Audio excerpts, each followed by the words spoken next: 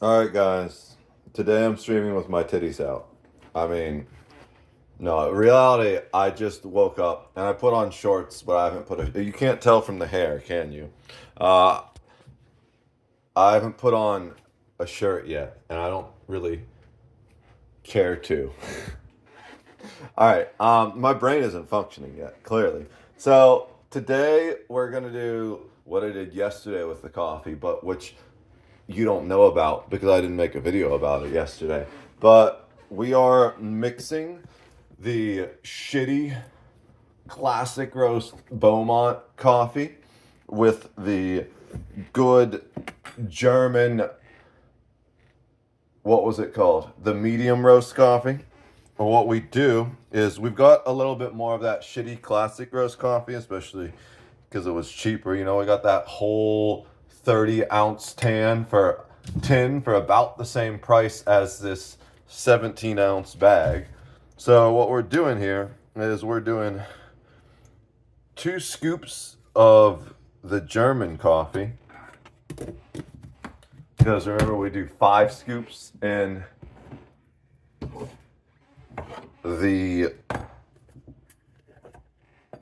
the coffee maker. Then we're gonna do 3 scoops of the shittier coffee, and that will allow it to stretch this out a little bit longer while still making the coffee taste pretty good. You know, it's hit or miss when you combine 2 different coffees. It's like combining horse cum and donuts in Schedule 1. You never know how it's going to turn out until you try it afterwards.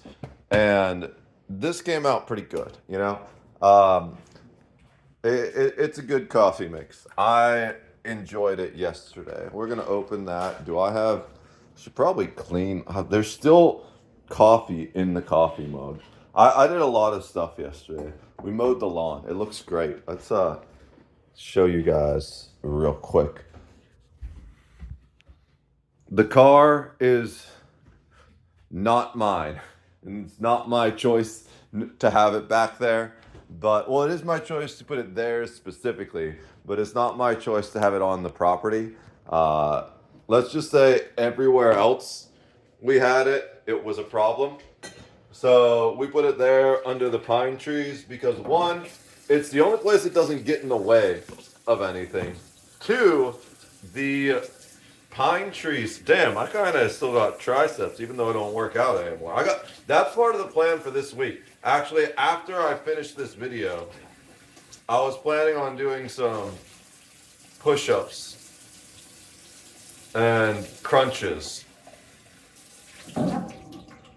Um, but yeah, we put it back there because it's got a perpetual oil leak, and no matter where I put it, it was going to destroy some part of the property. As much as I've been able to try and convince them, I can't get the owners to get rid of it.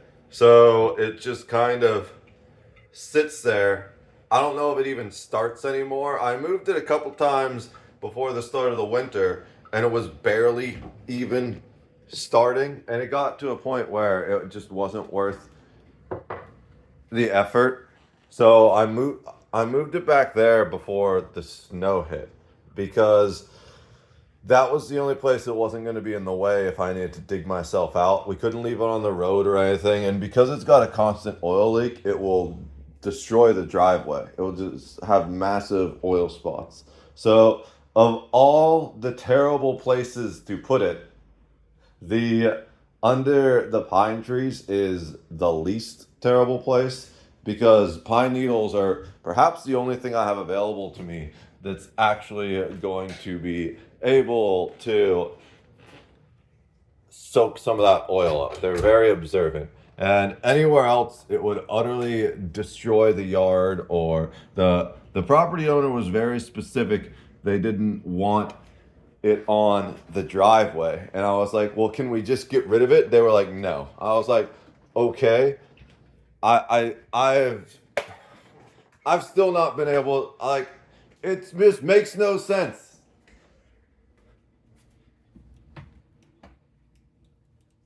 It's frustrating. I don't want to rant about it because then it's going to turn into that video that I deleted, you know?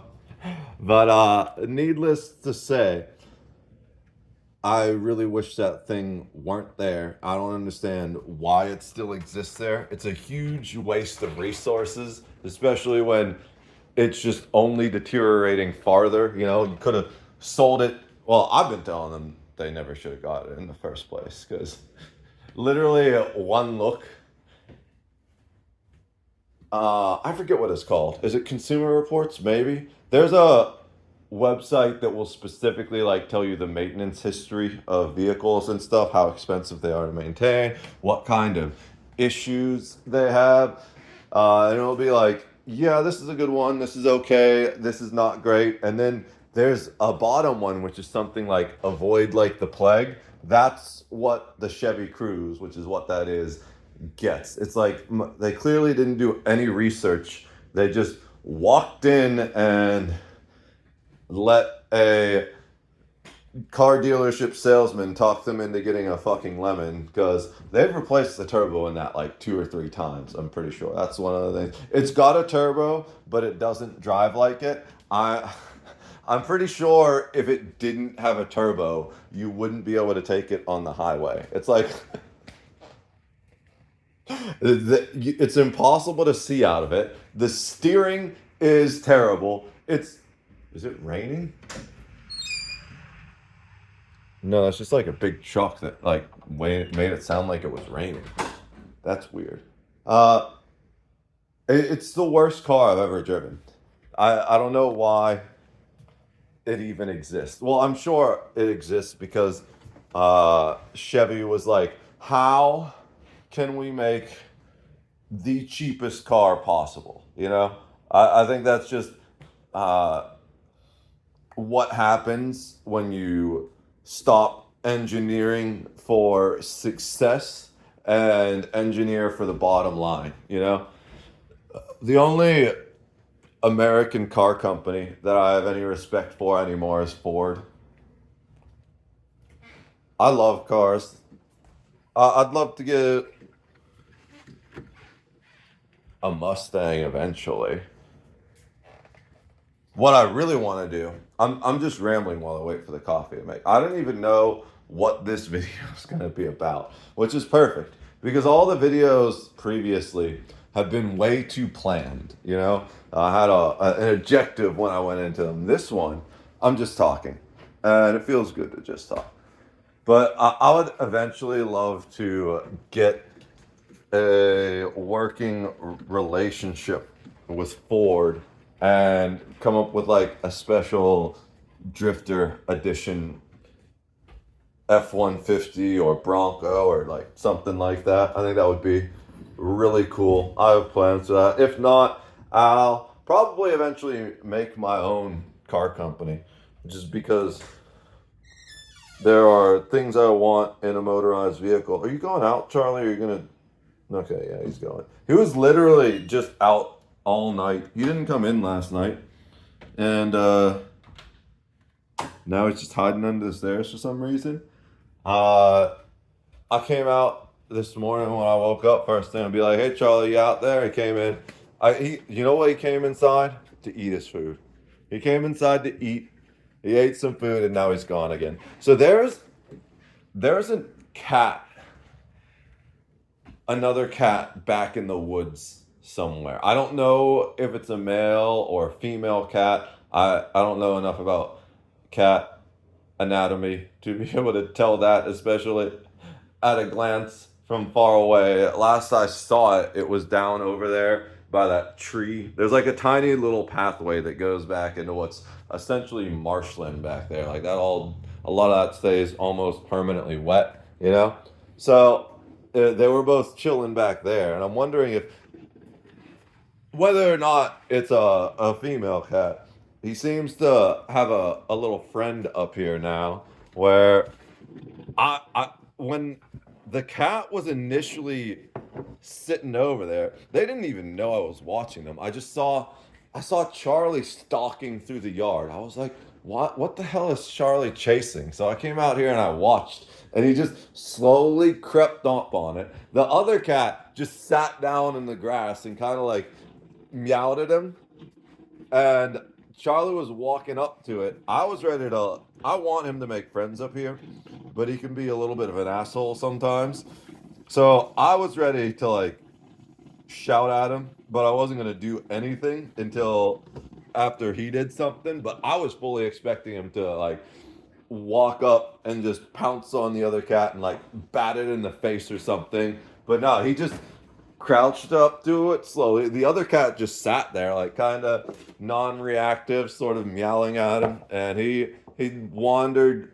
He walked like past it, uh, and sat down in the grass himself a little bit. I think they are kind of friends now. It's hard to tell, but I'm wondering if he hasn't been coming back as much since then. Like so he seems to be spending a little more time outside, which is cool because that's I wanted him to have friends up here. I feel like he was missing his Pittsburgh friends. There was like a gang of 3 cats who would hang out together back where I lived in Pittsburgh, and it's cool that he seems to have a cat buddy up here now. I just hope that he doesn't show up on my back porch with a bunch of baby cats at some point, because I don't know what I would do about that. Uh, so yeah, that was pretty cool. I need sugar in this, but I think that's why he's not been coming back lately. There was another Charlie thing I wanted to mention, but I don't remember what it was.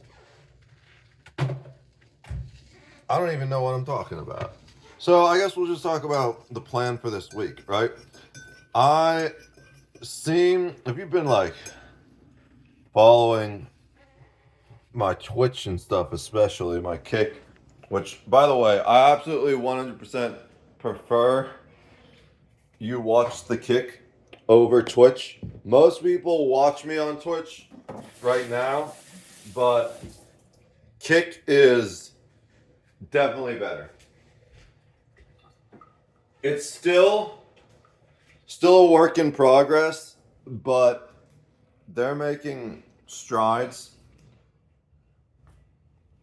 The biggest thing for me is that on Kick, I can have a conversation without needing to repeat myself because of the ads, right?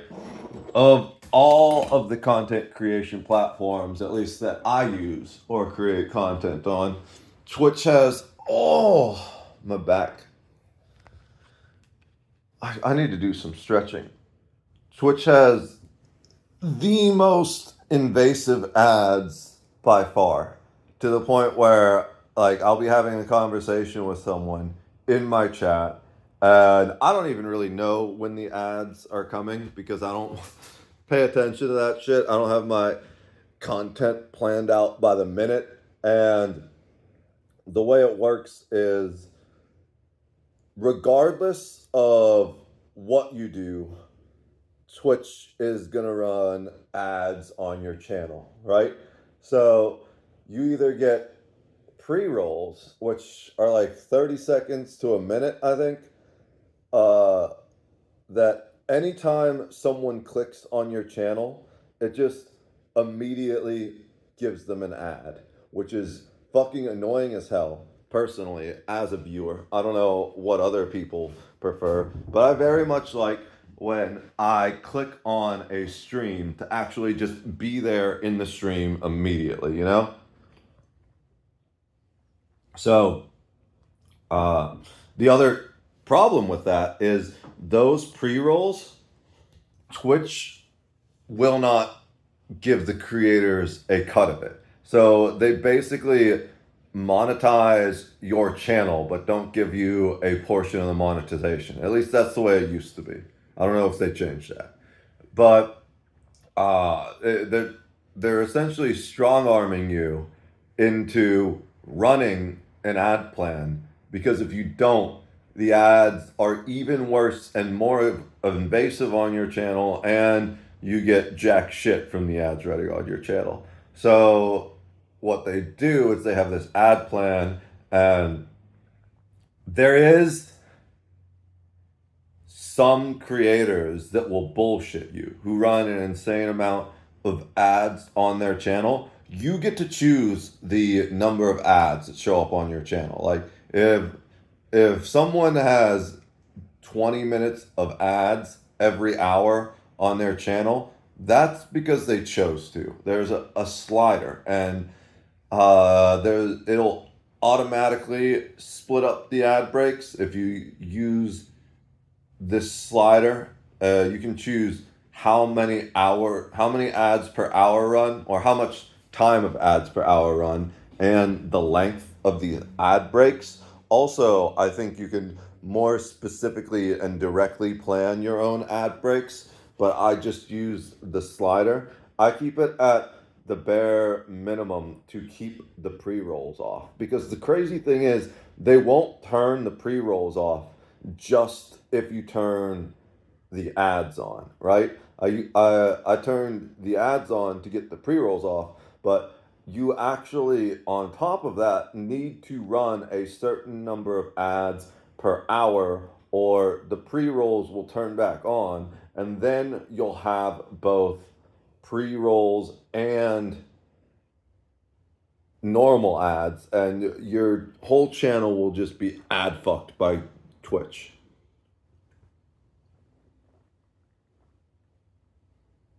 And also because, like, it only happened with the first Twitch adpocalypse, and now we're going into the second Twitch adpocalypse. There, or maybe it's just a problem with their coding or programming, but I had it set to the absolute bare minimum of required. I think it's 10 minutes per hour is the bare minimum required uh, to keep pre-rolls off, but there's a problem with their system where it will often delay the ad sometimes. So then uh, I would miss the cutoff to keep pre-rolls off by 30 seconds. And then that would keep happening to the point where pre-rolls were just permanently on the channel because I was like 5 minutes, 20 minutes behind, especially with my super long streams. The number of minimum ads I needed to run per hour to keep them off. So to fix that issue, I moved it up by just one tick. So it's like 11 minutes per hour now. And that kind of does the opposite. It gives me a little bit of cushioning, which is nice because I figured out something else. They have this tool that it's you can postpone ads, but only 3 times, and I think it resets over time. It's the most contrived bullshit system I have to deal with as a content creator. And it just makes the content worse for my viewers too, because they're getting interrupted by ads. Either the moment they enter the channel, they just like can't even say hi. They need to sit there and wait. And be honest, as a viewer, when that happens to me, unless it's one of my absolute top favorite content creators, I just go to another channel. I don't want to, especially because I channel hop a lot. If I have to sit through an ad every time I click on your channel, I'm just gonna stop clicking on your channel, to be honest. I'd much rather go in your channel, sit and talk for 5 minutes, and then get hit by an ad, but much rather just watch on Kick where you don't have to worry about ads interrupting the content.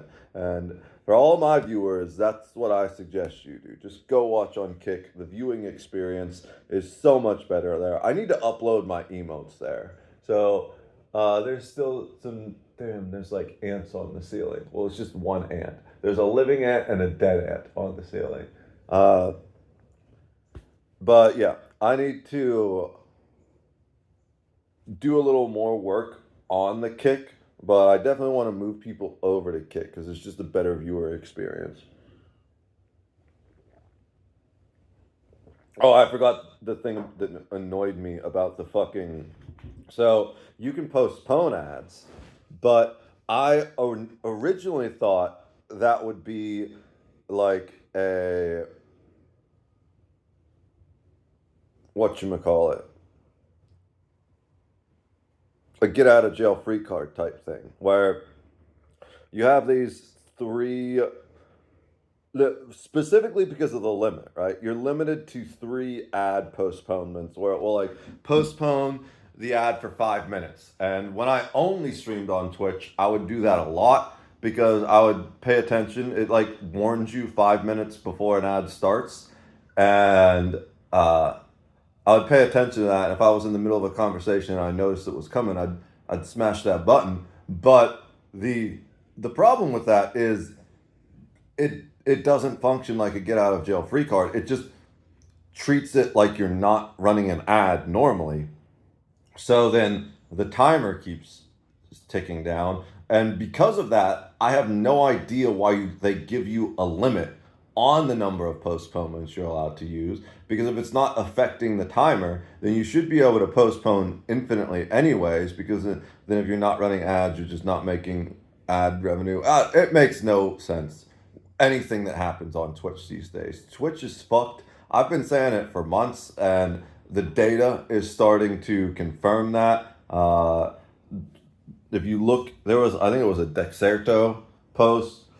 Kick did really well this past quarter. Twitch did really bad this past quarter, and I believe that trend is going to continue.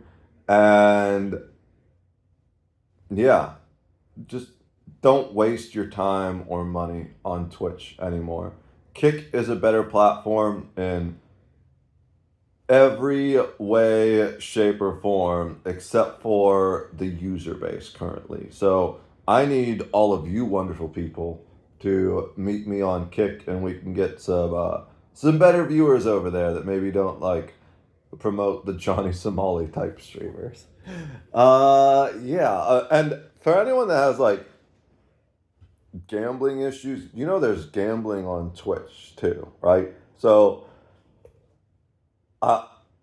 if you have that much of a moral objection to gambling, you just really shouldn't be on either site. Like go stream on party.com or whatever. I don't know anything about party.com. I just know that's where Johnny Somali went after he wasn't allowed to stream anywhere else. Yeah. So the goal for this week, well, we've got the lawn mowed, which is nice. There's one other thing I need to do like that, really, but I can't remember. There's just random housework I need to do. What is it? I'm blanking. But I have 2 plans, 2 big things that I'm working on this week. So we're getting back to working on some of the house renovations. I ended up doing that on stream a little bit, like a couple months ago, but I just want that done at this point. It was nice to get things streaming from my phone, but that was too much difficulty, especially because I didn't really have active chat interaction or anything I want. There isn't a good multi-streaming app, and I would love to. I started working on one, but it's just not worth the time and effort at this point. I feel like rather than learning the new skills required to do that, which would take months, I'm much better off just capitalizing on the skills I already have and then paying someone to build the app I want,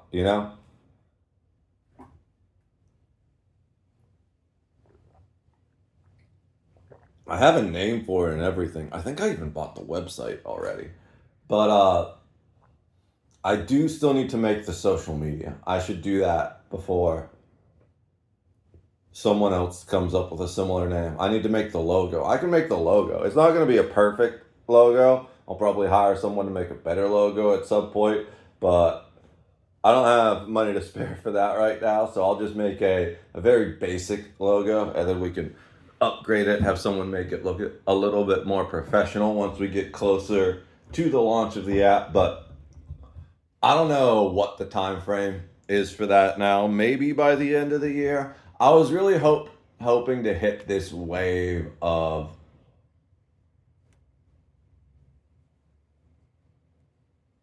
people jumping ship from Twitch to Kick, but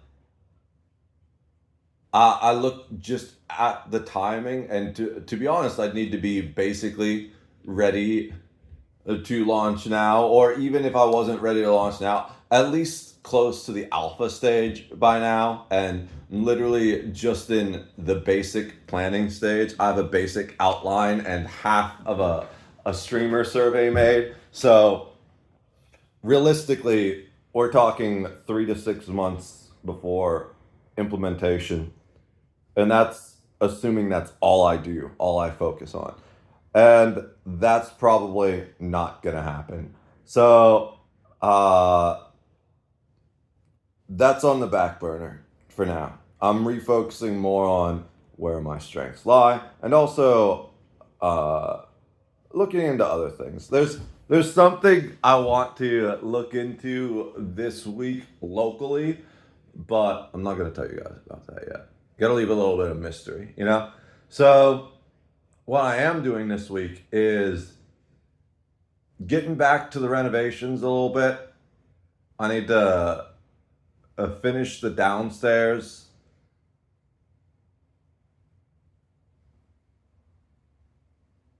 Probably by the end of next month is the plan. I don't know if we'll get it finished by the end of this month. We could, but I'm learning to set more realistic goals as far as time. You know, I've always been very much a perfectionist, and ironically, that's personally the one thing that holds me back the most, right? Because I keep iterating on something until it's perfect, and it's never perfect. So I just never send it out, and that's the whole reason why I sent out the America Beautiful, and it's like not even 50% as good as I could have actually done it, even if I'd given myself like a few more days to practice it before I recorded it, right? But that's why I just said, you know what? Sometimes you just got to rip it. And I sent it off into the universe. And nobody watched it. Like 5 people watched it. Okay, a little more than 5. But basically, in the grand scale of the universe, 5 people watched it. And I think 4 of them liked it and 1 didn't. So you know what? That's about right. Because there's always going to be someone. You could make the most perfect song ever, and someone's going to hate it just because they hate themselves and they're projecting their own hate and perhaps even their jealousy onto your creation, right? But the plan is to really, really focus on my singing and my commentary, my conversation. And I want to have more deep philosophical conversation. I'm not sure when I'll be ready, but I want to start occasionally having guests on the stream to chat with me about some of the deeper philosophical challenges we are facing in the world today. So, if you're one of those people, go ahead and reach out to me. The best way is probably Discord or Twitter DMs. If you're one of those people that's still living in the 90s, you can send me an email at steeldrifter at proton.me, I believe it is the, oh, Cat wants back in. Uh, yeah, you're welcome, Joe. You can send me, yeah. So just reach out if you want to have a deep philosophical conversation. But understand, I will rip your fucking tongue off and shove it up your ass politely. But I really, very rarely bring the full force of my intellectual capacity to bear because, well, as a child I was bullied for it a lot, you know. So I realized that throughout middle school and um, high school, especially, I started to hide my intelligence. I did everything I could to just pretend to not be smart. Like, I literally wouldn't participate in. There's like 3 classes I participated in, and it's only because I absolutely love them. Uh, Interestingly enough, as much as I despise the government now, AP government, uh, I really liked physics, but I didn't like doing the math. I like talking about theoretical physics. Like, we could talk about string theory. I want to learn more about string theory. I know a fair bit of a lot of quantum mechanics, but like on the surface level. Like, I know about spooky action at a distance, things like that. I know about chaos theory. I think I know about game theory. So one of the things my one boss told me, probably I'm 97% sure I've mentioned this in another video, but it was in the video that I deleted, and I think it was in the replacement video that I uploaded, but that was 6 hours, so I don't fucking remember everything I said in there. And it may have been in the video after that that was like 3 hours, and I don't fucking remember everything I said in there. But I had a boss that was like, hey, you pretty much just learn everything backwards. And I was like, oh, well, that makes everything make sense to me. So, uh, I when I like go and read something like game theory, it's like, oh yeah, I already had that theory too, type thing, you know? Uh, and then it's just a matter of, for me, learning the observations that have been made specifically, learning the specific nuance, because it's like, yeah, I was already operating off of that assumption. What does the math say? Someone who knows the equations, do them, please, because I'm pretty good at math. I have a natural talent for math, but I hate doing math, which uh, means that I don't know how to do any type of advanced math, right? I used to know basic calculus because I was taking pre-calculus very early in high school, but that was when I discovered that I really hated math. You know, algebra, geometry were okay. I didn't like writing proofs, but I really hated doing calculus. That was just not fun to me at all. I absolutely preferred working with words and stuff. So I went into theater and choir and uh, literature and all that. So, hey, Charlotte. Uh, what we're going to be working on a lot is doing song covers to get better at singing again. I used to be musical theater and barbershop quartet or choir levels of singer, and I'm not now. I'm like coffee shop,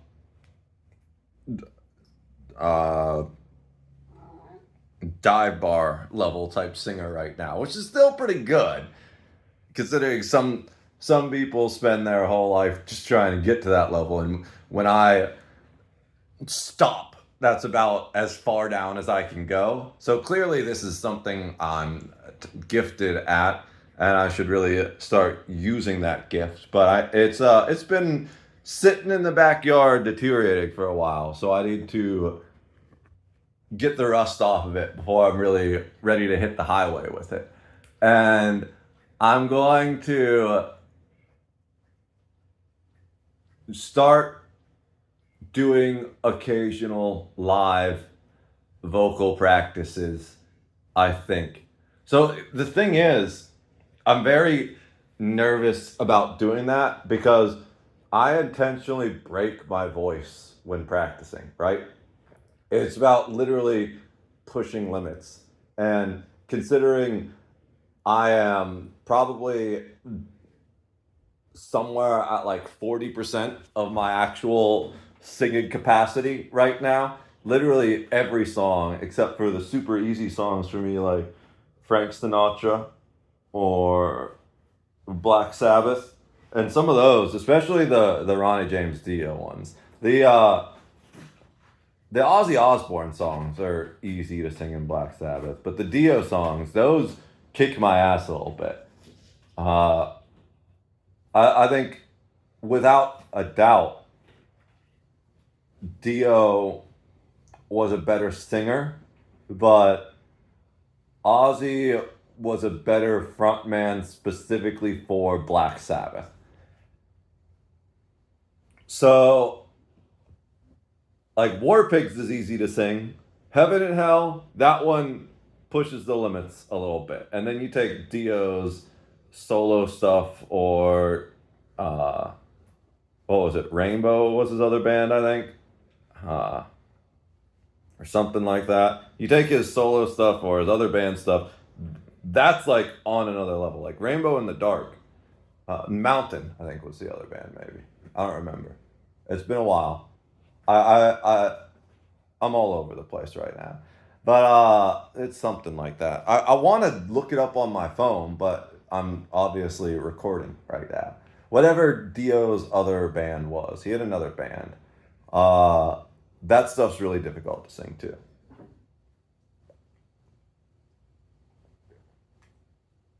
So don't even get me started on post-hardcore and things like that. When I was at my peak after coming back, when I lived in Pittsburgh, there was a while I was practicing pretty consistently, but my parents shut that down because it annoyed them.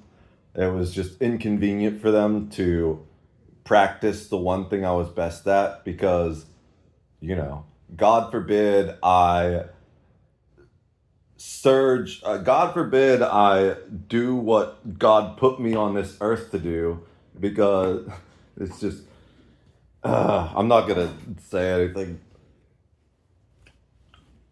Let's just say I finally have the space I've always needed to create up here, which I never had before, which has always been frustrating and ironic because my parents have always been like, "Oh, we want you to be happy and successful," but then they were like, "No, stop doing that," even though it's my primary path to happiness and success. They would just fucking shut it down because it was inconvenient for them. And it's like, Jesus Christ, just leave me alone so I can get my fucking life together. Right? Don't get me wrong. I absolutely love my parents, everything they've done for me, all the opportunities they've provided.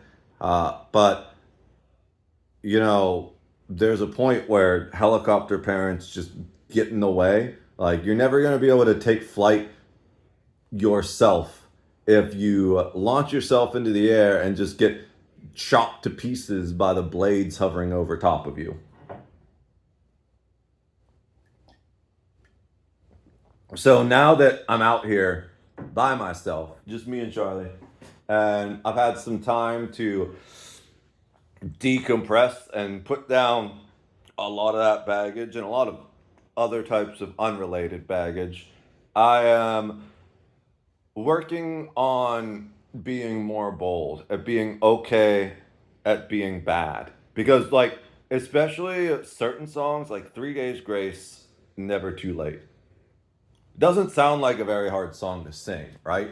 And it's not on the grand scale of things. You can sing it okay, and it's not that bad. But to sing it with the level of energy and intent that Adam Gontier does, who was the lead singer of 3 Days Grace when they wrote that, and I think he recently rejoined the band, maybe not full time, but at least for a tour. For a while he left and he formed like a super group called Saint Anasonia or something. I think it had like the guitarist from Stained or something like that. They made some great songs. But that's a really difficult song to sing. It's one of the ones that it will absolutely hit the areas of my voice where I'm weak. So instead of sounding like Frank Sinatra, I sound like some dude that has had way too much alcohol and never had a voice lesson in his life.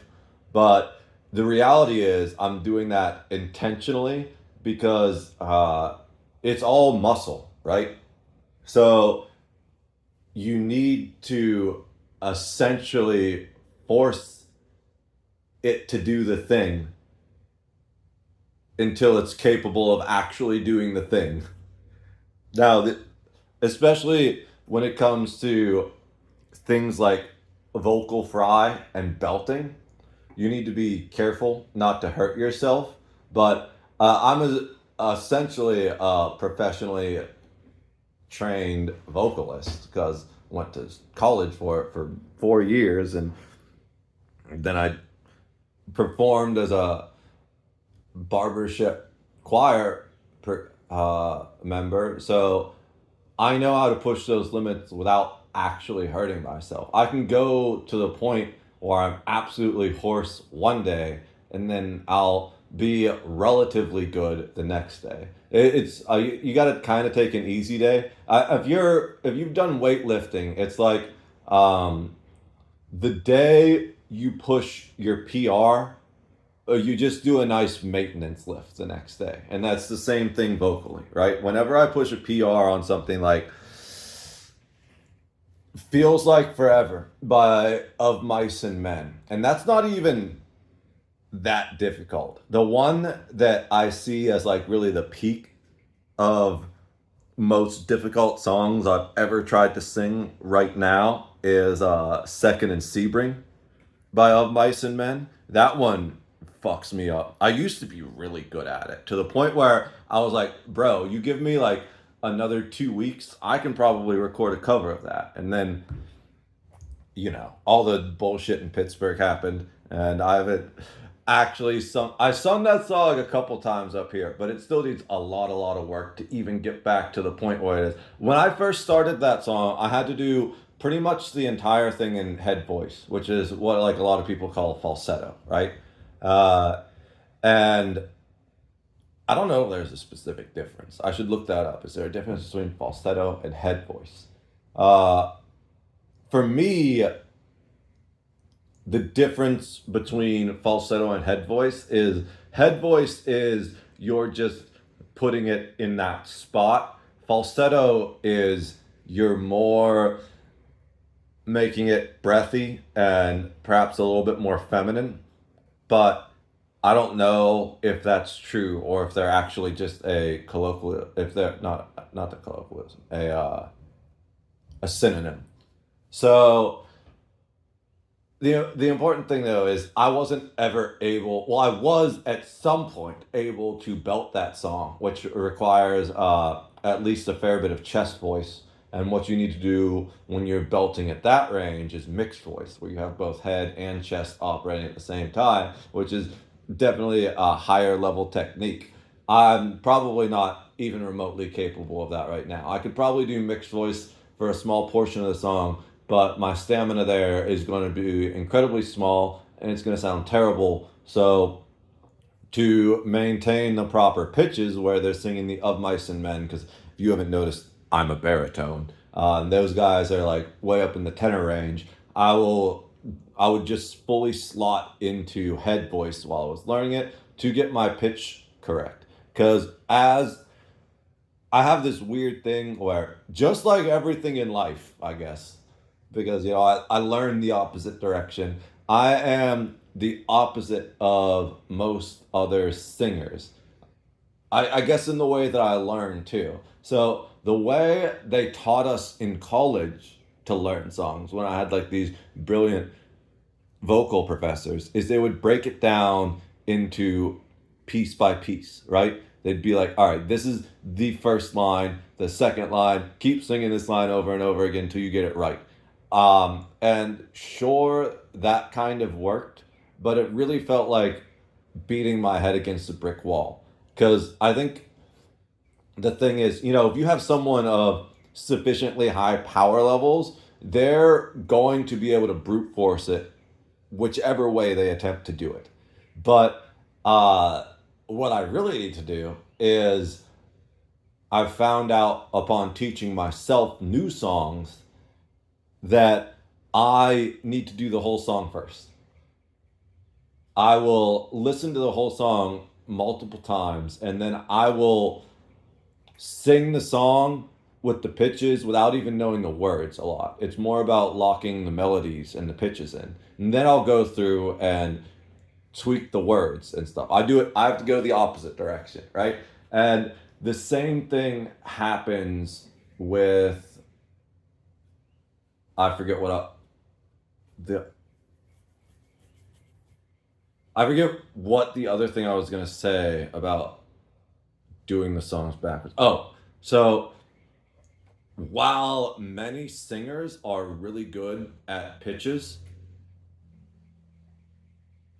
I'm thinking of a friend I had in high school. We haven't talked to her in forever. Actually, her sister was one of the ones that worked at the preschool slash church where I used to be a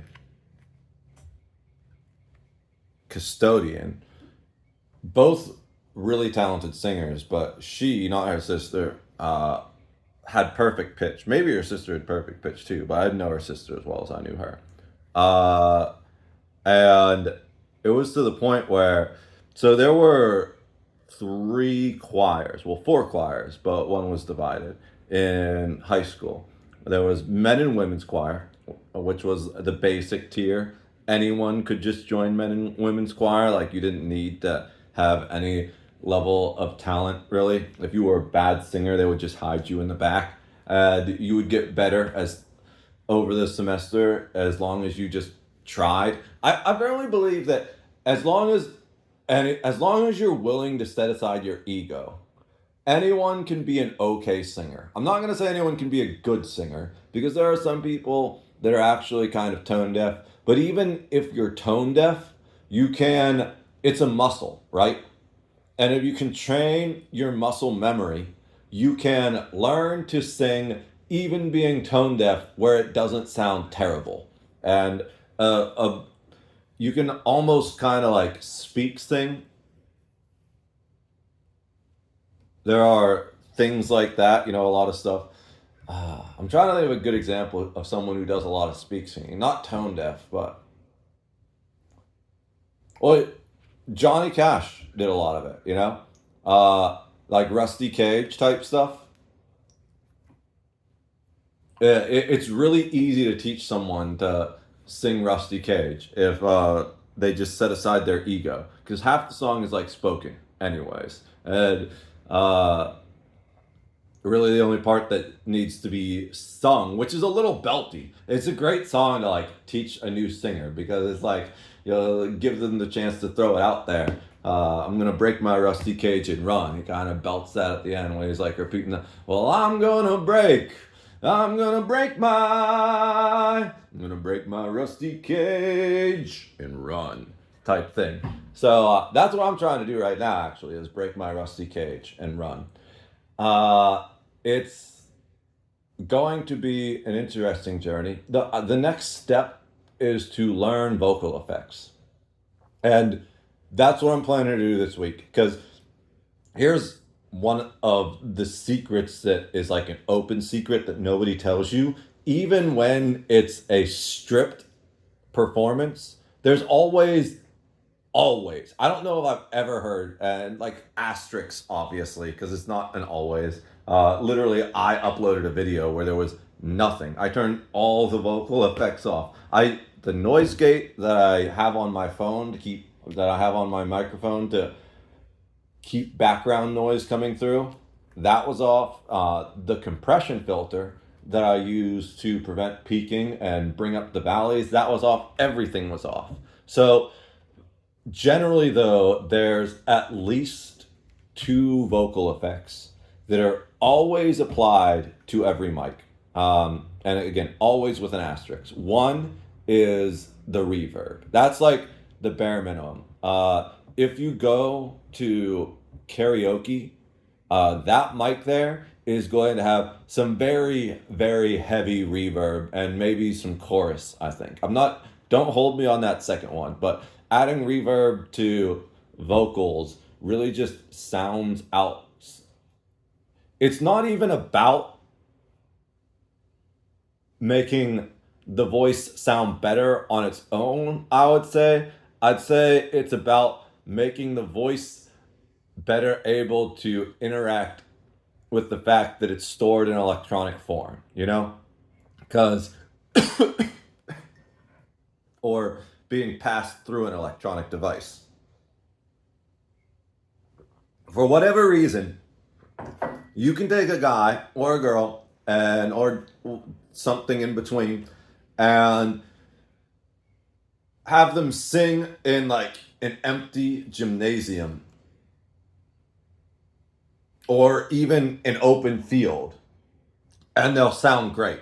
But then you take that same person and put them on a microphone with a PA or record them with a phone, and it's like, okay. So it's something to do with the way, I guess, the limitations of technology compared to our ears analog interacting with the pressure wave, that by encoding the voice, something is lost. So even with analog recordings, somewhat, but analog recordings are far superior and it's far less necessary. But anything that's digitized, absolutely, it helps to have just ever so slightly a touch of vocal effects to the point where you can't even tell there's vocal effects, right? It just cleans up that like digital noise a little bit, would be the best way to describe it. So I need to learn how to do that. That's the plan for this week.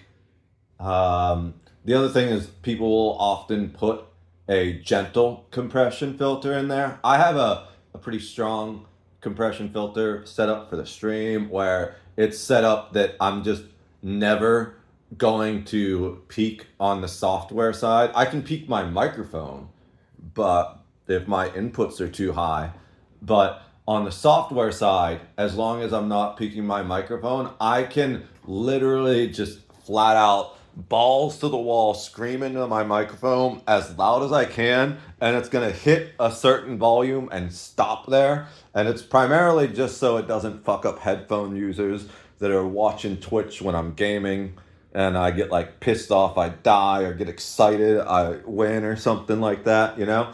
Also, the other thing it does is it brings up the lows. I have this habit of talking to my microphone once I enter the studio from all the way on the other side of the room. So as long as I'm hitting a peak that I can trigger the noise gate, because the noise gate is set based off minimal decibel levels, as long as I can trigger a peak, as long as I can hit that peak and trigger the noise gate, what the compression filter will do is, if I'm really quiet because I'm very far away from the microphone, it'll bring it up to a point where it's actually an audible level. Generally, there's a little bit of compression on some microphones, and it's primarily just because, one, it helps to prevent that peaking, because if you peak your microphone and your software, that's when you get a lot of distortions on it, you know? And it just makes everything sound terrible. That the other thing it does is it will bring up some of those softer things, but you don't want to be too aggressive with it, because as a vocalist, one of your most powerful tools is dynamics. You know, there are things that are basics like pitch and rhythm and learning the words and stuff like that. But after, the thing that makes the difference between someone who can just sing and someone who can actually really sing is things like dynamics and phrasing. So even within the rhythm, like say you get the rhythm perfectly, sometimes for phrasing you want to cut something short or extend something a little bit more to just it just makes it so much better.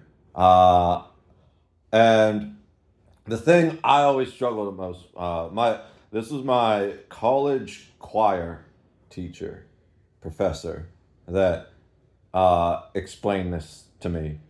Uh, it was a huge wake up call for me because I'd always wondered why I had like this natural talent for singing, but struggled in a way different than other singers. Because the other way I'm opposite from most other people is most singers are better at pitches. You know, I talked about my friend that had perfect pitch I was jealous of. Oh, I forgot, I got off track. There were three levels of choir at high school: men and women's choir, which was like the most basic choir, where they would split you into the voice parts, and then you would just only sing with that choir, because it's really easier, especially as a beginner singer, to stick to your voice part when there's only half the number of voice parts, right? The average concert choir is SATB: soprano, alto, tenor, bass. And generally, you have uh, two levels. I don't know what, two divisions. I don't know what the official term is per voice part. So you got soprano one, soprano two, alto one, alto two, so on. I was in choir a bass one, right? So that's the higher bass. And yeah, so what happened there is I I I let my parents force me towards STEM, especially because I scored higher in mathematics than anything else in my achievements test when I was a young kid.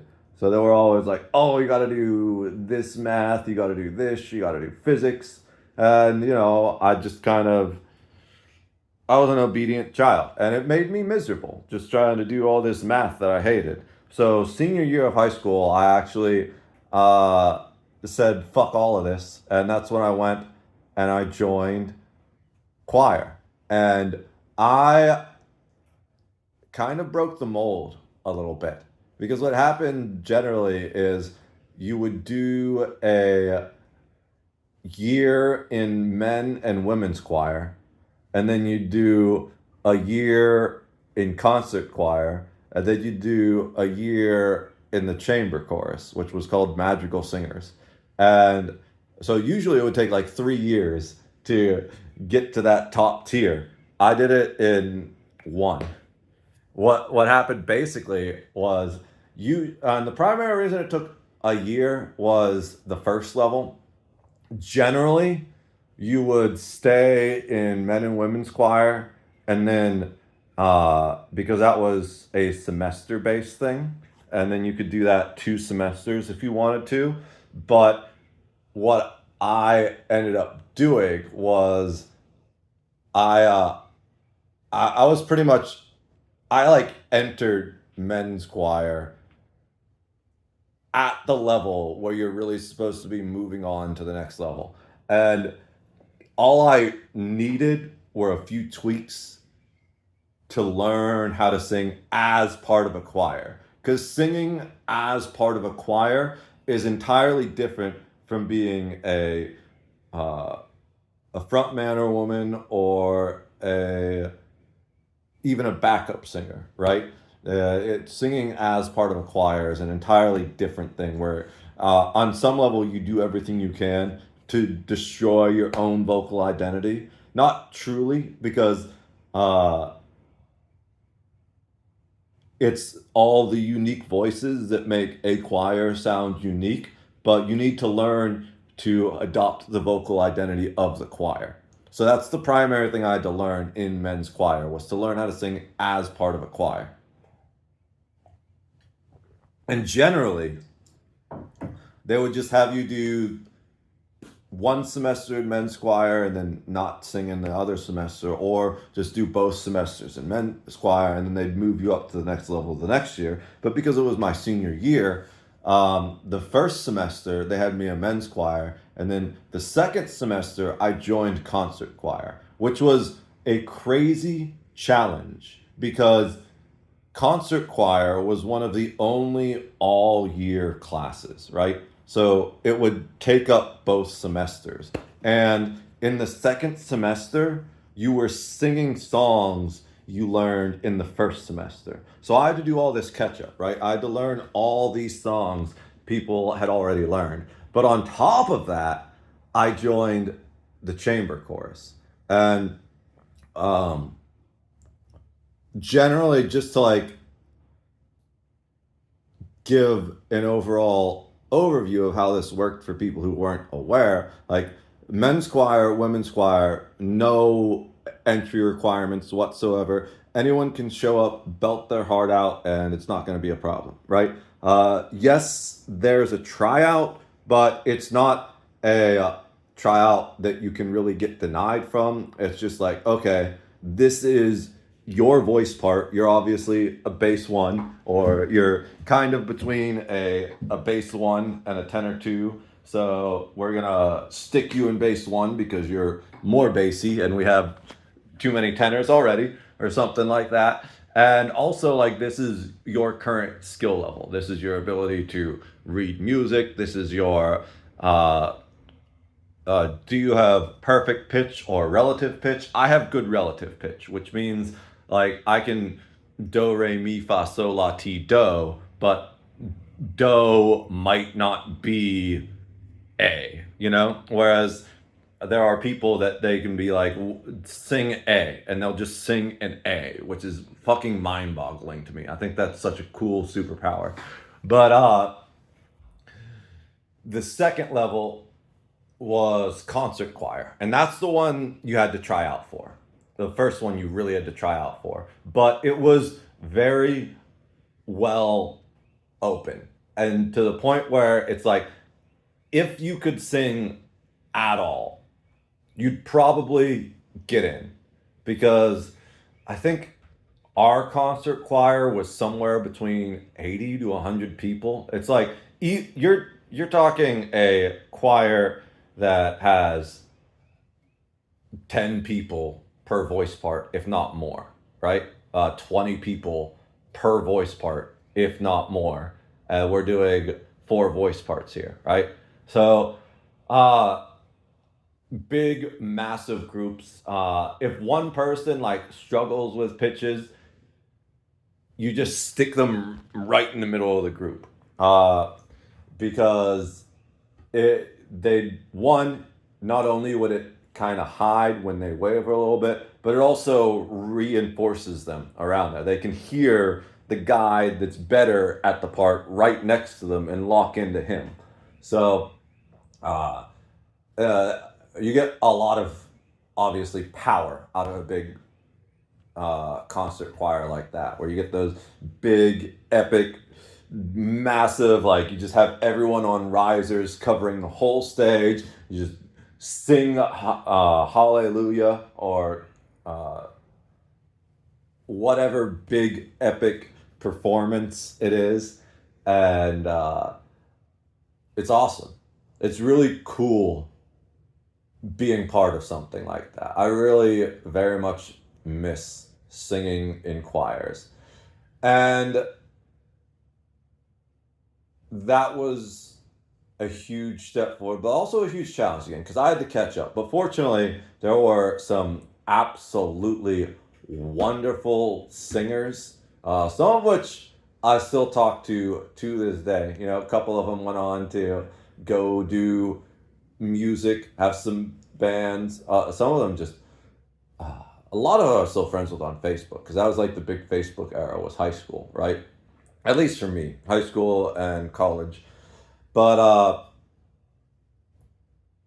there was, back then you needed an EDU email address, or you needed an invite to a school network to even create a Facebook account, which was interesting and so cool. But I went and during the tryout, I also tried out for the chamber chorus, which was the Madrigal Singers, and that was like the elite. The concert choir, there was really no limit to it. It was like, yeah, as long as we can fit you on stage and you're good enough to sing as part of the choir, we could have 200 people in the choir. Who knows? There was really no upper limit. The Madrigal Singers, I believe it was limited to 7 people per voice part, and the voice parts weren't split, right? You kind of needed to do both. So it was like, instead of being 10 bass ones and 10 bass twos, like there were in the concert choir, there were just 10 basses. There were just 7 basses. So you needed the best 7 in each voice part, regardless of which division they were in. And you kind of needed to be able to learn to do both voice parts. And you also, interestingly enough, needed to learn how to fake parts of the voice part. Because there are times where, like, say, me being more of a baritone than a bass, some of the guys that would do some of the deep, deep bass, they would have to hit this like bottom out note that I couldn't do. So I would just sing, but not actually sing, right?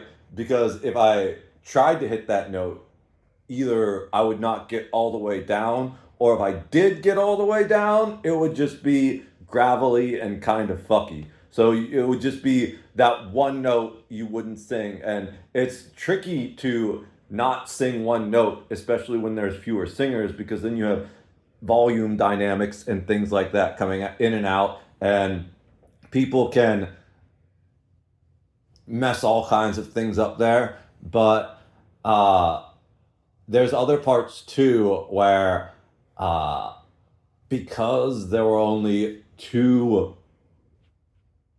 because you didn't really have the divisions in the same way, it would be when you do have places where you're performing a song that generally has bass ones and bass twos, you would just pick, and you'd be like, all right, you 3 are going high this time, you 4 are going low this time, and it wouldn't always be the same, because part of it would have to do with our individual voices, but part of it would have to do with the song too, right? So it would be like, well, we really need the low note to come through on this one because it's the root. But on another one, it would be like, well, we need the fifths to come through because it's adding, it's helping with the suspension that the other rest of the chord is generating. So we're going to have more people singing the fifth this time. So it was like the highest level of singing you could really do as a high school kid. And well, there was an open bass spot. So I applied. They had 7 of all the other voice types, I think, and they were missing 1 bass. So I applied and I made it. So in 1 year, I went from not being in the choir at all to being in like the elite choir. And that choir was insane. Like it was, as high school kids, we were singing on the radio and shit. And I think I missed the they went and sang on one of the local radio stations in the first semester, and I joined in the second semester. But there is a recording of me, because in the second semester, we did a recording of the songs. And I think I sang in Heinz Chapel, too. It's long time ago, and I was severely depressed in high school. Choir's the only thing that made me not depressed, really. So I don't know if you ever experience serious chronic clinical depression, but it will destroy your memory more than just about anything else in the world. So a lot of it's hazy, when I look back at my high school and college years, I dealt with all that clinical depression. But needless to say, I learned so much, and I was also very much just trying to keep up with those kids, because all of them were so incredibly talented. And uh, but it also was the first time I really realized, hey, I'm like kind of good at this, huh? Because I went from the entry level to the top tier in a fraction of the time that most people are supposed to, right? Just mathematically, by being in chamber chorus, I was already in the top 10% of singers. So I should have stuck with it more. But I didn't. I kept letting people in my life push me towards other things. But now I'm focusing on that more. It's just, I've got a lot of work to do. Because one of the things that is necessary for the studio still is I need to do a little bit more sound treatment. It's too hard of a room. There's too much noise reflection. So I need to work on doing that. I can do temporary stuff to make it a little bit better. I have some blankets I use to cover stuff during the move. I'm gonna probably hang up on the walls in the short term, but eventually I'd like to get the foam padding and stuff to actually sound treat the area. Eventually I want to build an isolation booth in there for recording near perfect vocals, but that's a few $100 minimum. I have some cousins that could probably help me do that, but I need the money for the raw materials first, you know? So really, my goal over this week and the next month, content wise, is to move more into music. I still want to do gaming. I absolutely want to do social commentary because the tonight I'm going to talk about the Epstein bullshit. There's at least one Epstein video I want to review. I don't know if there's anything new that's happened since last night, but because that stuff's moving pretty quickly. But we need to talk about that. That's just something we need to talk about. And truth be told, the reason I want to focus on the music is because all these things I talk about on stream and these videos and stuff, I just want to put them in a more palatable version with greater reach. Because me talking about the state of the world or exploring deep philosophy for 3 or 6 hours in a random video on the back of my porch while sipping coffee without a shirt on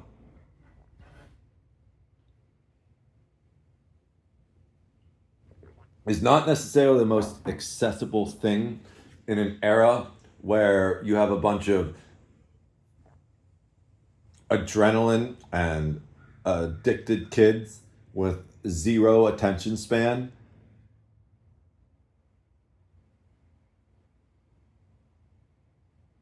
I think modern kids literally have an attention span that's 1/10 of what we did when I was growing up.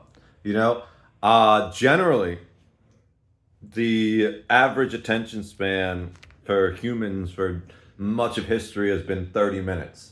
Now it's about 30 to 45 seconds, and I blame TikTok and short form content in general.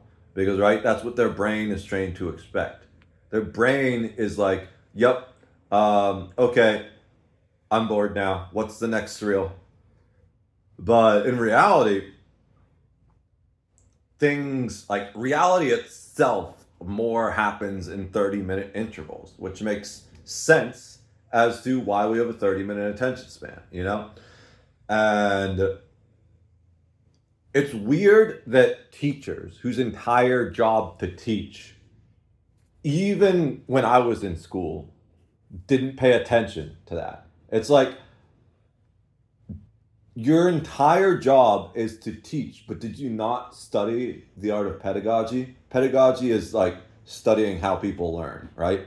So a really good teacher will, especially if you have a block schedule where you generally encounter 60 or 90-minute classes, depending on what it is, which I'm really thankful that my high school did that because it absolutely better prepared me for college than the high schools that keep the regular, you just have 8 periods throughout the day that most people experience in elementary school. But the problem with that then is it creates a point where you start to lose people. So a good teacher will find ways at like 2 or 3 points in the class to break up the monotony, to re-engage the class. And it's like maybe you take a moment and do like a trivia game or something, or you wheel out the old TV on the you guys know what I'm talking about, the massive CRT strapped to the VHS that like most teachers only pulled out when they wanted a lazy day, or if it was like a sub that had no idea what the fuck was going on. But like that was such a useful tool. It was like, why couldn't you just like maybe show a 20-minute video of relevant material and then go back to the book? You know, that's what something the good teachers would do. Now you can't even do that because it's like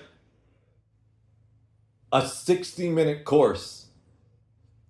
You need 60 individual segments to keep up with the students that have less than a minute attention span, right? So I'm hoping that through my music, I'll be able to condense these 3 to 6 hour conversations down into 3 to 6 minute songs, which can then clip out the chorus into a 30 to 45 second short and hopefully reach a wider audience. You know, that's the whole grand plan. So I want to be clear. I'm not moving away from the depth of philosophy or discussions. I'm actually leading into it harder than ever. I'm just adapting it into new forms to try and spread the message farther. It's just a lot of work involved with that. And I'm going to have to get over my anxiety of not being perfect. And one of the ways I'm going to do that is by being intentionally imperfect with practicing my vocals. Now, I do a little bit of it in the background right now. I did The Bird and the Worm by The Used last night off stream before I started the stream. That's a great song. It's very vocally challenging, you know?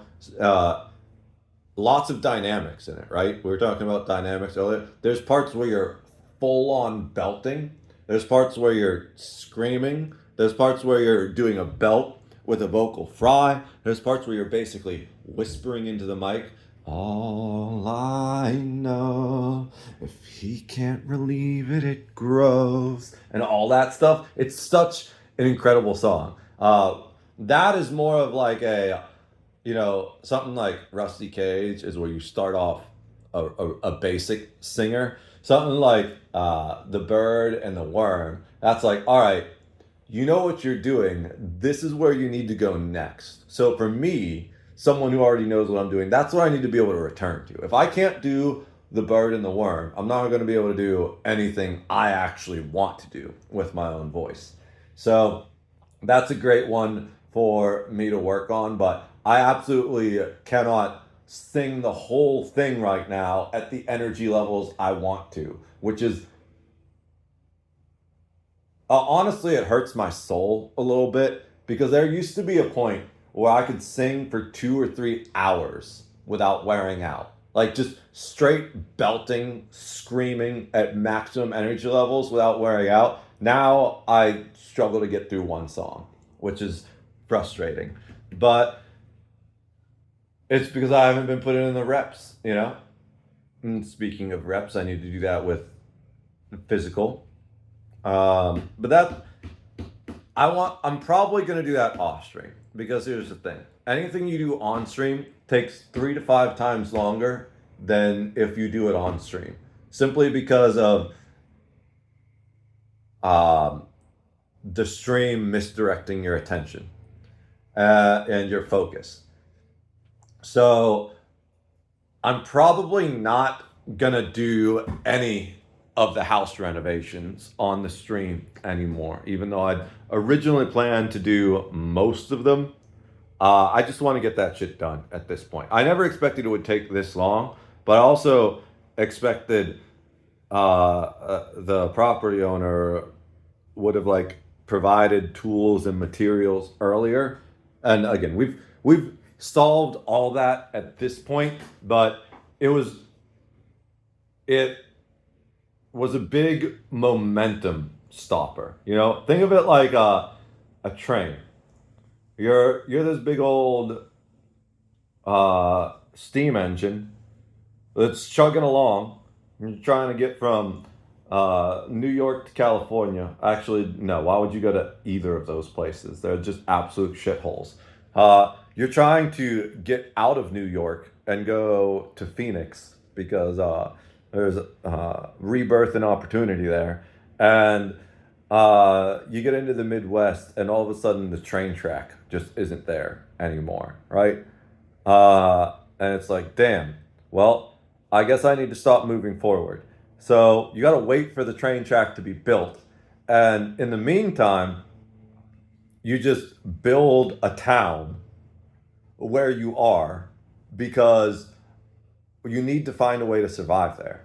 So you like set up a little general store. You maybe create a little ranch, set up all this infrastructure to make sure you can get food and like ship out any raw materials you earn. And then finally they build the train track. And you're like, okay, so I still want to go all the way to Phoenix, but I'm here now. And you know what? I actually took apart my steam engine to use the parts from it to build this manufacturing plant. So, like, I need to spend time deconstructing, and then even doing that, I need to find the motivation to do that in the first place. And then even once I deconstruct it, I need to reconstruct the train engine, and then I need to find the motivation to actually leave this place, which has become kind of like a temporary home to me, right? So the fact that I came up here and I was promised the raw materials and tools, and then that didn't really happen. It was like running flat out into a brick wall. So, summoning the motivation to do the renovations is so much more difficult now than it ever has been in my life, especially because we're like a year behind what I'd originally expected the plan to be. You know, I thought the renovations would be done here 4 months ago, 3 months ago, but we're not even halfway. So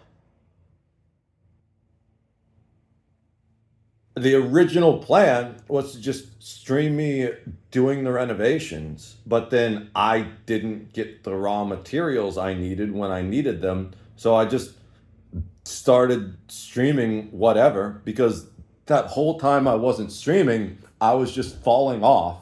It was like literally just I was thrown into a hole and then gut punched repeatedly by the people who promised they would give me a ladder to the next level. It was just, what the fuck is going on, you know?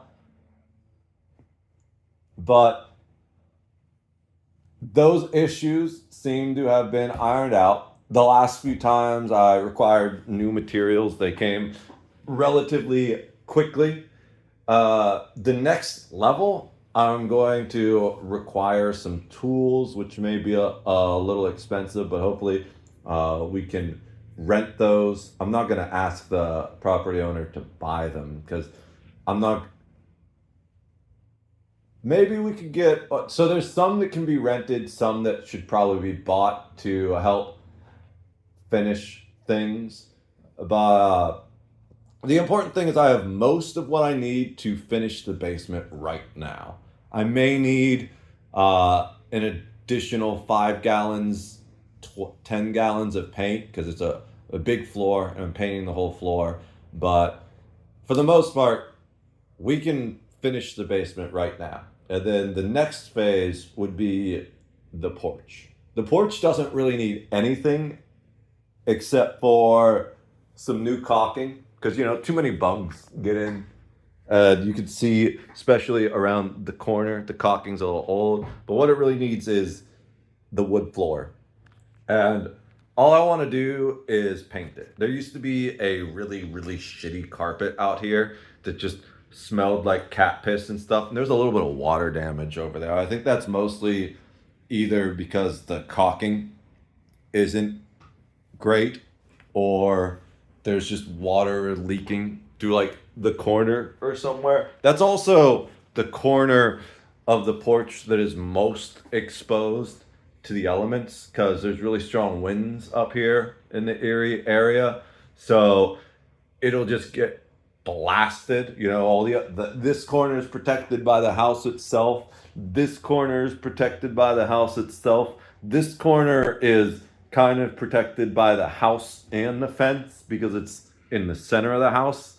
Whereas this corner, it's closest to the edge of the house, and there's like a whole bunch of trees over on that side. This is the open area of the yard. So I think a lot of that's just getting blasted by snow and rain and water in that corner too. So there's not so much I'll probably be able to do with that water damage, but I'm hoping the plan is to get a outdoor ceiling paint and put that down here. And then the porch will be done.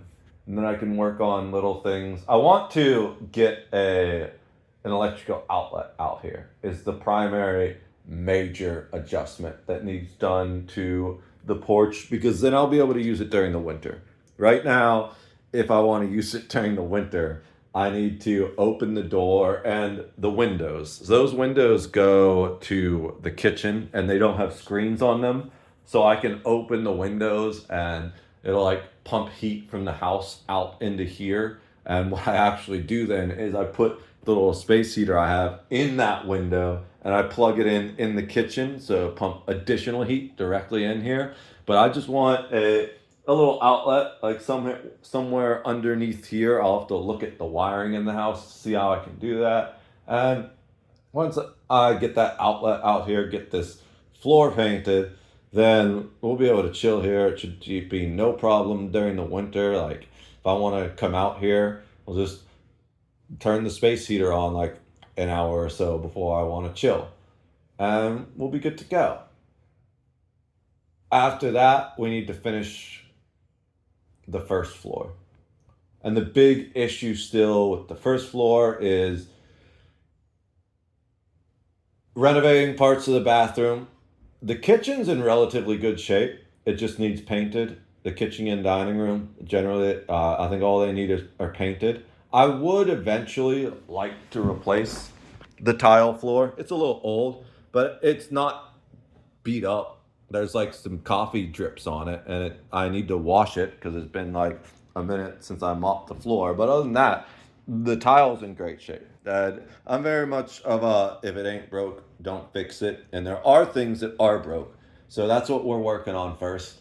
The big issue we have on the first floor is the wood floors. Because nothing makes sense here, and this is one of the issues I had with moving up here, was I was kind of promised I'd be able to do things the way I wanted, but then that didn't happen. Things were forced upon me, very much similar to the way that I was forced into like STEM, even though I didn't want to do math at all. We have carpet in the hallway and the living room, and hardwood floors in the bedrooms. Generally, it's exactly the opposite. Like, a lot of places you'll get carpet in the bedrooms and then hardwood floors in the common areas. I didn't want carpet anywhere, to be honest. But the people that had the house before us were absolute slobs. And they had this corner of the living room that I'm pretty sure they existed entirely in this corner of the living room. Uh, because the carpet was utterly destroyed. The padding beneath it was utterly destroyed, and the wood floor beneath that was very, very bad shape, to the point where it was beyond my ability as a handyman to fix. Right? I've done general maintenance for 10 plus years of my life at this point. I can fix anything that is moderately damaged, but it was at the point where um, it would have required a specialist to fix the wood floor in the living room. So the decision was made to put down new carpet in the living room and hallway, and then I would fix the wood floors in the bedrooms. Um, so that's going to be the major difficulty with the first floor, is refinishing the wood floors. It's not that that's difficult per se. It's just as as far as the time and material investments and the amount of back pain involved, that's not going to be fun. But once it's done, it'll look great. Also, a big frustration for me was, according to the time frame, this was all supposed to be done before I fully moved in. But because I didn't get the materials I needed when I needed, and I'm still not fully moved in, which is fucking insane. I've been up here a year, and I still haven't been able to get all of my belongings from Pittsburgh, which is just another frustration that's hanging over me. You know, just parts of the long series of broken promises that I should have learned to trust my intuition on. But there's a lot, all those rooms that I need to refurbish the floors on have stuff in them now. And it's just an additional layer of, like, that's where the whole idea of like disassembling the town in the analogy came from. Like, that's one of the things that, as much as I love my parents, they've always done, and they just never seem to grow out of, is they take these shortcuts that save you like 5 minutes now, but cost you fucking 10 hours in the future. So I'm like, my whole thing is like, just do it right the first time. But they're like, well, what's the 5 minute solution? And I've always like, no, we can spend 3 hours now and do it this way now, so I don't need to do 10 hours later. And they're like, no, we're just going to do the 5 minute solution now. Have fun wasting 7 additional hours later in your life. And I'm like, fucking hell. That's like my biggest gripe, I think. But I'm learning to power through it. So, yeah, that's the plan for, we'll just say, the rest of the year at this point. I was going to say the next couple months, but, I expected to be 90% farther than I am right now. When I was originally pitched this idea, the time frame, there's so many little things I learned from it, though, which unfortunately make me a more difficult person to do business with in some respects. But I'm a better person to do business with now, because I've learned from all the bullshit here to be more explicit with what is expected and when. And I've learned that people today don't like that, right? They just want, like, oh yeah, yeah, cool, sweet, yeah, we can probably maybe do that. And it's even in video games. I'm getting like that, the opposite of that, where I'm in this. I play this Star Wars role playing game. It's existed for 26 years, and it's kind of just like Dungeons and Dragons in the Star Wars universe in a web browser. But I'm working on deals and diplomacy with people, and I just can't give them to give me direct, specific answers. And these are people that I'm generally friendly with, and have even like gone to battle with against the forces of evil, or just the forces of chaos in some situations. And but at the same time, they're like, "Hey, can we get access to this?" I'm like, "Sure," but there's gonna be some like ground rules and requirements and stuff. And then they're like, "Oh, I don't know about that." It's like, why? Why is that a problem? It's like that immediately becomes a red flag to me. It's like, if if you have a problem with boundaries, what does that say? If you have a problem with uh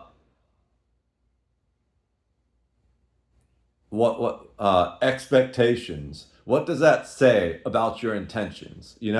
I'm, because of this very rough experience of moving up here and not having everything play out the way I expected it to, or is even remotely was told it would.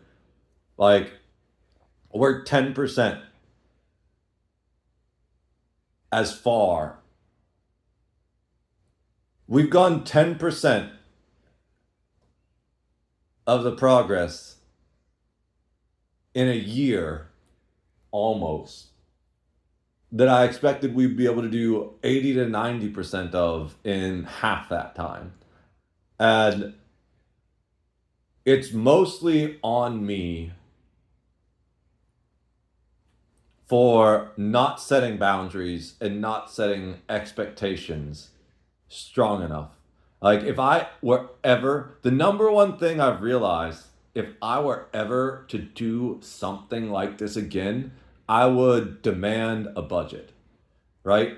Because they were like, "Oh yeah, just tell us what you need and we'll get it." And then I did that, and they wouldn't get it. They would argue with me over every fucking thing. They'd be like, "Okay, but like, why do you need 3 new paint rollers?" It's because I'm fucking painting, and if I use ancient paint rollers on the finish coat, it's gonna look like jack shit. It's $10 for 3 paint rollers, and then they wanted to argue for like, the worst part was, it wasn't even about pinching pennies, because I just wanted a cheap $30 thermostat with like the dial and stuff. But they were like, "Oh no, we need to get a smart thermostat that's like $130." It's like they wanted to waste $100 extra on something unnecessary, but wouldn't spend $10 on something necessary.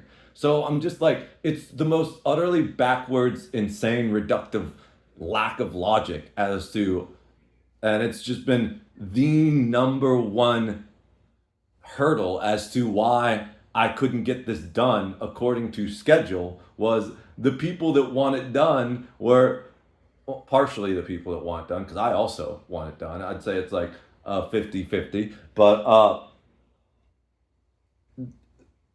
the people that started the project in the first place, because they asked me to move up here and help it,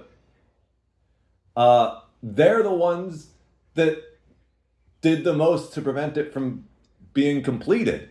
And I'm just like, so next time, if I should have just said, "Yo, I need a budget of like, just give me a prepaid credit card of $2,000 or something like that." And then I would have just, whenever I wanted to, been able to go to Home Depot, get the tool, get the paint I needed, and then whenever it hit 500, I'd be like, hey, can you re-up it? And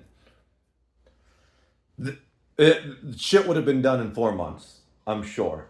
But lesson learned, you know? So here we are, and we're moving forward. I didn't expect this one to be 2 hours. I was really hoping to keep it under an hour. But it is what it is. I don't need to do any more yard work today. Oh, you know what? I do remember the thing. There's still two things I really need to do outside, but it's kind of maybe supposed to rain today, so I don't want to do those today, especially because one of them I don't want to be washed away by the rain. There is lots of weeding that needs done, and I don't have the money for Roundup right now. And there's Roundup back in Pittsburgh that I didn't initially bring up here with me because I moved up here just before winter. And I was like, man, I'm not going to need the Roundup, right? And they, they promised to get a moving truck, but they got a moving truck that was 1/3 of the size that I needed. So I wasn't even able to fit all the actual things I've needed. And I've had to do multiple trips back to Pittsburgh with the car, which is an insane waste of money and gas and resources. This is what I'm talking about of like if you just spent like, instead of doing it the stupid 5 minute way, like literally each time I have to go back to Pittsburgh, that costs me 6 hours when it literally all could have been done in one trip. But now it's been modified, but it's been to the point where it's been like 3 or 4 trips back to Pittsburgh. So it actually, by the time I get everything up here, it will have been like 10 times the time sink that it should have been if they just gotten the proper size moving truck in the first place. You know, I don't even know when I'm gonna get everything from Pittsburgh up there because every time I ask, it just gets pushed. Oh, we'll figure that out next time we talk. Okay, it's the next time we're talking. So when are we gonna do that? Oh, we'll figure that out next time we talk. Okay, it's the next time we're talking now. So when are we gonna do that? Oh, we'll figure that out next time we talk. It's like, bro, just grow the fuck up. Like, handle your shit. I'm so pissed at myself for getting myself stuck in this situation, but I'm learning a lot of lessons and it's making me stronger. And once I get out of it, I feel like there will be nothing that can stop me, you know? So I don't have the Roundup up here because I was like, oh, well, it won't fit in the moving truck. And it's not, it's like, it was fall when I moved up here, like very, very early fall. I don't remember the exact date, but I know I could look back. It'll be on my Facebook, but I don't really give a fuck to look at the past too much, except for the lessons that can be learned from it. The problem too many people make is they dwell on the past. But the important thing is, I didn't expect I would need it anytime soon. And I also assumed that I'd have the rest of the stuff I needed from Pittsburgh up here long before spring, but we're halfway through summer now. The fucking weeds are overtaking my little patio area, my sidewalk, my driveway, and I just don't have Roundup. It's not worth spending the money on Roundup when I have a whole bunch of it back in Pittsburgh, especially when I'm really pinching pennies here to survive. So what I'm gonna have to do is I looked into it, and you can make really cheap weed killer by using like vinegar and Dawn and something else. And I do have vinegar and Dawn, and if I can find the other thing and mix that in, I will get that. And there's the advantages that it's cheap and less like toxic on some level to humans, but the disadvantage is and pets But the disadvantage is that one, it's kind of like a nuke. It will kill grass, everything, all plants. It's just gonna absolutely delete shit, which is what I want, especially because definitely the little patio area. It's not really a patio. It's just like a gravel area that I want to eventually build a fire, put it in, and then like set my outdoor chairs and stuff, which are still back in Pittsburgh. Because I was like, oh, we'll just get them up here in the spring, and then I'll be able to. No, still back in Pittsburgh, halfway through summer, but it is what it is. Yeah.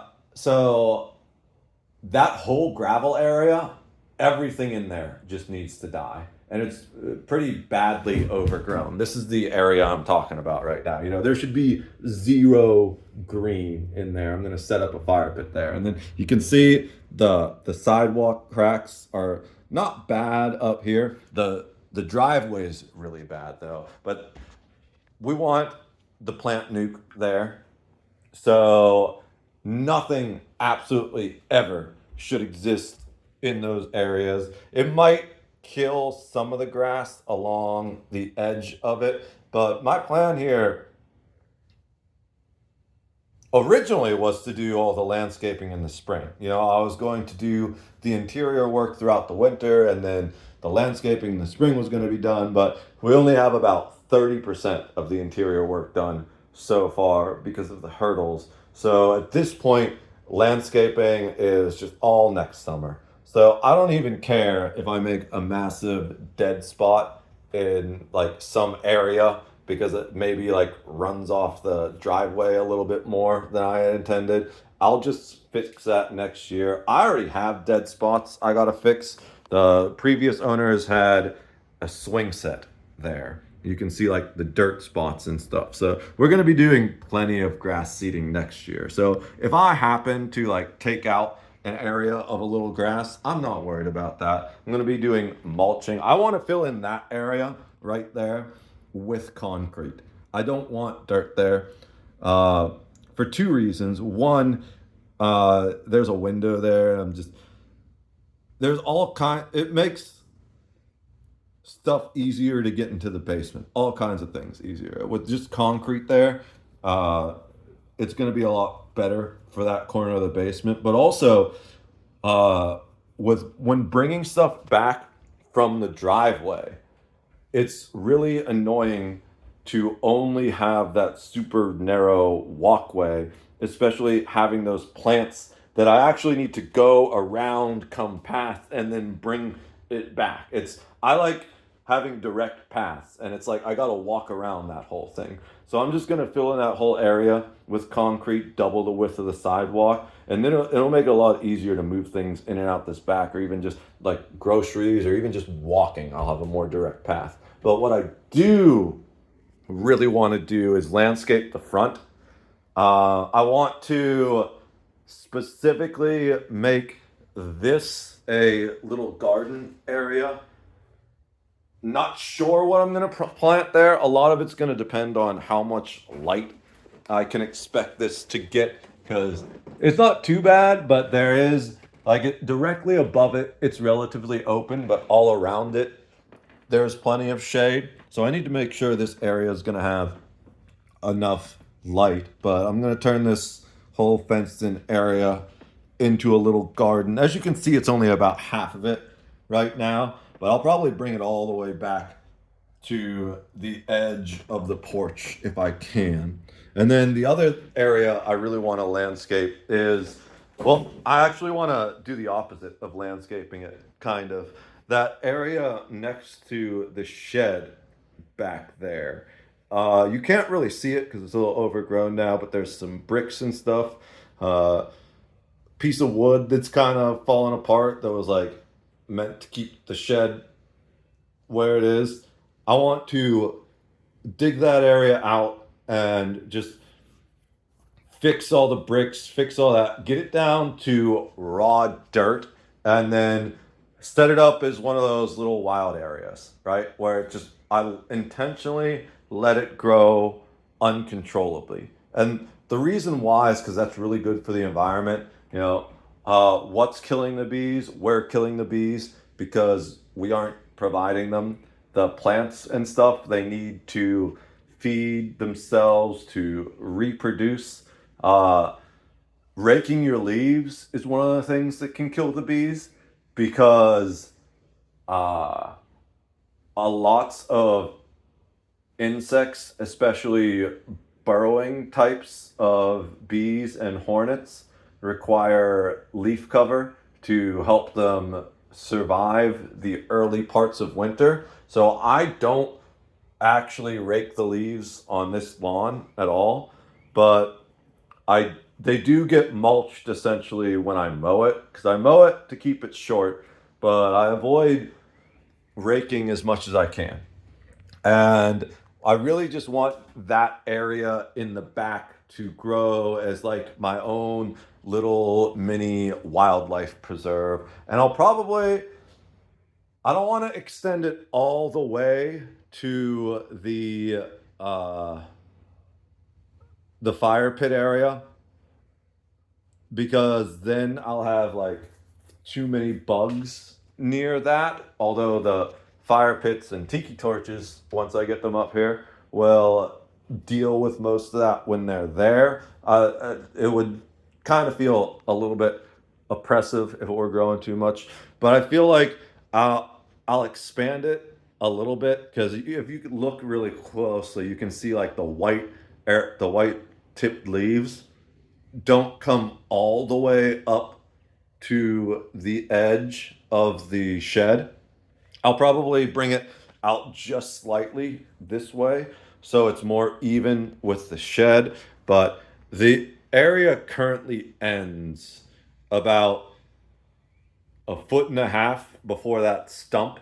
The bricks curve upwards, and that's why the larger plants end there. I'm gonna pull those bricks out, and then a lot of that's just like clovers and stuff back there. It's not even real grass. I might pull that stump out. I don't know. It depends on how much work I want to put into that. But then I'm thinking I'll extend that whole area over to the base of that first evergreen tree, and then we're going to make that the wild area, and then like we'll have the other tree, and I don't know what to do with that little tree. There's also a tree I need to get rid of, a big tree I need to get rid of because it's leaning over. There's two trees I need to get rid of because that one's dead, right there. That'll make perfect firewood. It's conveniently located right next to the fire pit. But that one's totally fucking dead. So that needs to go before it comes down. And I mean, fortunately, I don't think it can reach the house from there. And definitely not any of the big parts of it can. There's another tree I was dealing with yesterday when mowing. Oh, yeah. This guy fell. You can kind of see him sticking out this way.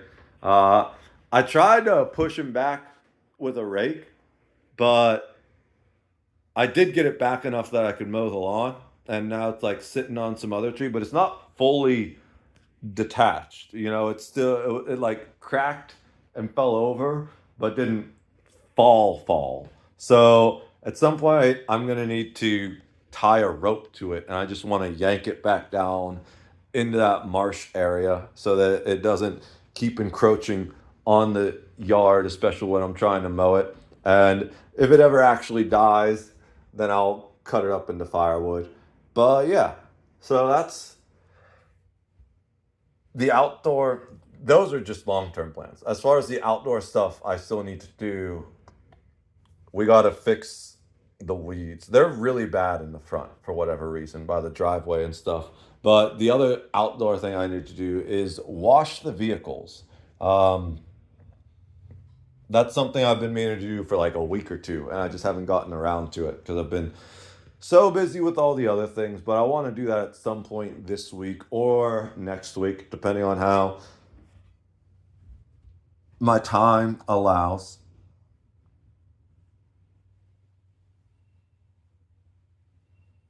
And as much as I had greater, loftier plans for content creation, where we were talking about making this new streaming software making um, the weekly news report type thing. I've talked with some people. I wanted to do like a Phil DeFranco type show that was less biased, because as much as I used to love Phil DeFranco, he's become increasingly politically biased to the point where I can't trust him to report the truth anymore, which was heartbreaking. I had to unfollow his channel and block it from popping up after I saw some like obvious fucking lies that are what I considered dangerous misinformation. And I wanted to provide an alternative to that. But the reality is, I just don't have the time right now. And I don't have the money to pay people for their time right now. So I've got to focus on my little corner, maximize what I can do within my lane. And then once I have some money to throw around for like more entrepreneurial advances, or not advances, but plans. I don't know what word I'm looking for. Anyways, the point is, we're locking in and limiting the scope of my plans a little bit more. So moving forward, I'm going to renovate off stream, probably work out off stream, but we're going to start doing vocal practices on stream, which scares the fuck out of me, but that means I've got to do it, right? The one thing I found, if you're ever lost in life, go towards the thing that scares you the most.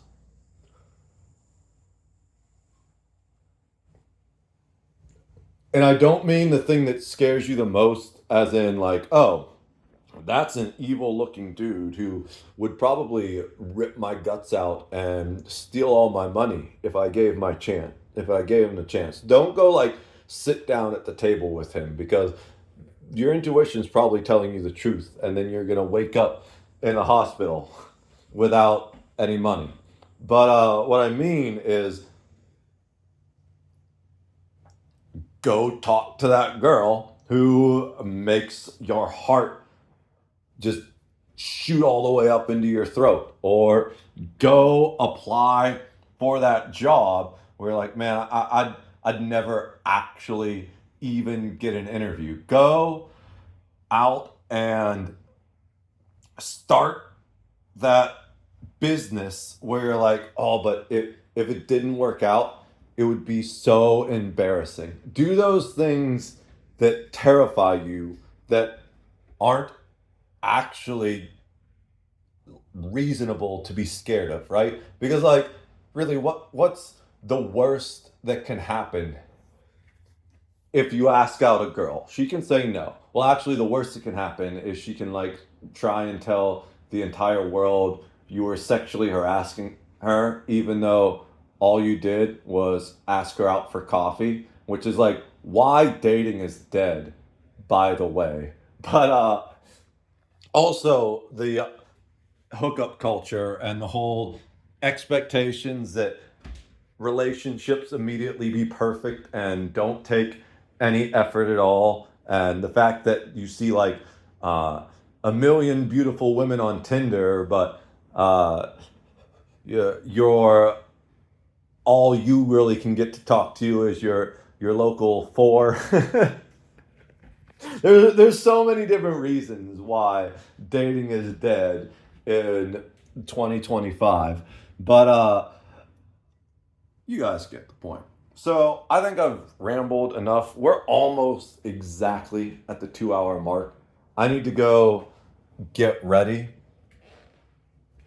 I don't know what that entails right now. I'm not sure what the full plan is, but I'm gonna eat a breakfast sandwiches, do some push-ups and crunches, and then we'll be live a little bit later.